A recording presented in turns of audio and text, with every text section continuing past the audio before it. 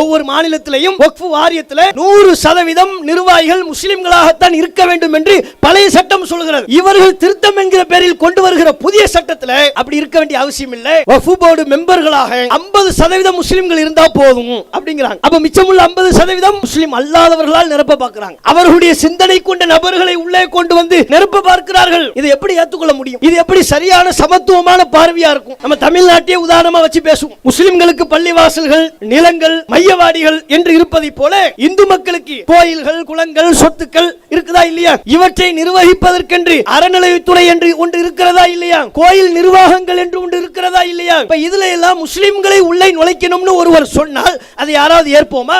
காசி விஸ்வநாதர் கோயிலை நிர்வகிக்கக்கூடிய நிர்வாகத்தில் முஸ்லிம்களை உள்ள நுழைங்க அப்படின்னு உவைசி சொன்னா அது சரியா? உங்க மனசாட்சியை தொட்டு பாருங்க. கோயிலை நிர்வகிக்கிறதுக்கு எதுக்குப்பா முஸ்லிம் கேப்பீங்களா மாட்டீங்களா? நியாயம் அது. கோவிலை நிர்வகிக்க முஸ்லிம் தேவையில்லை. கோவிலை நிர்வகிப்பதற்கு ஒரு கிறிஸ்து தேவையில்லை. அவர்கள் கோயிலை அவர்கள் நிர்வகிக்க வேண்டும். அதுதான் அவர்களுக்கான உரிமை. அப்ப கோவில் நிர்வாகத்தில் எப்படி முஸ்லிம்களை கொண்டு வந்து நுழைச்சா அது தேவையில்லாததோ நியாயமற்ற செயலோ அதை யாரும் ஏற்க மாட்டோமோ அதுபோல் தான் இதுவும். மாபெரும் கவர்னர் மாளிகை முற்றுகை போராட்டம் இன்ஷா அல்லாஹ் ஏப்ரல் 12 சனிக்கிழமை மாலை 3:30 மணி அளவில். இடம் சைதாப்பேட்டை பனகல் மாளிகை, கலைஞர் ஆச்சரியில். அநீதிக்கு எதிராக அலைகடலான ஆர்ப்பரிக்க அனைவரையும் குடும்பத்துடன் அழைக்கின்றது தமிழ்நாடு தௌஹீத் ஜமாத்.